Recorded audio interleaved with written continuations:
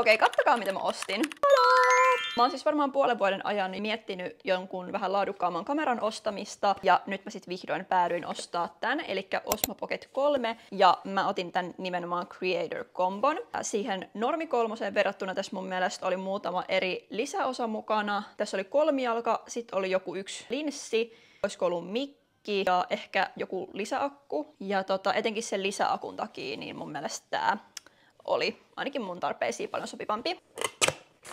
Oletan, että täällä on nyt nämä kaikki. Oikeesti. Siis mä oon niin innoissani. Tää on ihan super, niin kuin ainakin kevyen tuntunen. Nyt kokeilen tätä. Mä oon siis vaan nähnyt videoita, että tää menee tälleen päällä. Oh my god.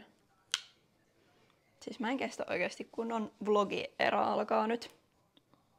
Tänne saa käännettyä näin, eli täällä saa tosiaan kuvattua myös itseään, jos haluaa kuvaa tai vlogeja tai muuta. Ja oikeesti siis mä rakastan kuvaa kaikkia vlogeja, joten tää tulee mulla todellakin käyttöön. Ja mä oon vähän jopa miettinyt, että pitäisikö mä aloittaa ehkä YouTube. Mut joo, mä varmaan nyt testailen tätä jonkin aikaa. Jos teitä kiinnostaa, niin mä voin myöhemmin vielä postailla vähän, että mitä mä oon tästä tykännyt.